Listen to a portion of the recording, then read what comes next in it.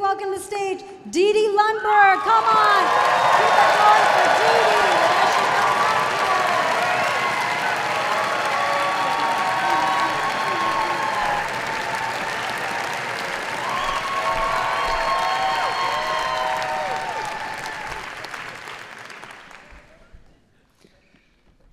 I spent my 21st birthday in the emergency room as my college best friend gave birth to a kidney stone that we named Emma. Emma Stone. That was also the day that I held her hand for the first time. I had wanted to hold her hand for a while, wanted to do other things for a while too, like kiss her or tell her how I had accidentally fallen in love with her. We'd only known each other for 8 months, but I was drawn to her intoxicating blend of charisma and kindness from the moment that I met her. It took me 6 months of wondering if I had done friendship wrong my entire life. Was this sort of intensity normal between female friends? Before it dawned on me that what I was feeling was something different, something more. But something more wasn't possible for us. She was straight, and I was only just beginning to realize that I was apparently bisexual. Taking chances was never my forte, so it seemed far safer to preserve our friendship as it was than to risk everything by telling her how I felt. Even high on Vicodin, and still waiting for the kidney stone to pass, she was adamant that she was not going to miss any classes. She was a commuter student, and I lived on campus, so she asked if she could stay in my dorm for a few days while she recuperated. I agreed, though nervous how this new proximity might complicate things. She recovered by the end of the week, but she never moved out. I like living on campus, she told me by way of explanation, and I was happy to have her stay. I did notice a distinct change in our friendship, however, after she moved in.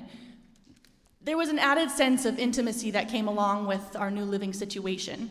We were more of a unit than individuals. We lived together, ate together, and did just about everything else in between together.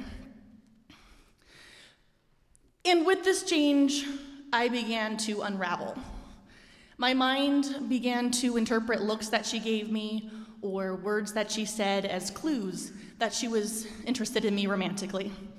For example, in April, she heard Can't Fight This Feeling by REO's Speedwagon for the first time. And she began to play it on repeat constantly whenever I was around. In June, over dinner, when I told her that she had the most beautiful eyes, she choked on her water and had to excuse herself from the table to recover. In July, she began to hold my hand in the car whenever we drove places. Maybe she likes you too, my heart told me, but my brain knew I was just wishing too hard for something that I would never get. And so I did my best to ignore the conjured signs. By August, I could no longer handle the anxiety that the situation gave me. I needed to know where I stood, where she stood. I knew I should tell her the truth and be honest, but I just couldn't find the right time. And then, one Sunday in early September, just around midnight, I walked her to her car and I kissed her on the forehead. Now, this was a gesture we both did upon occasion, but this time was different. This time she said, "You missed."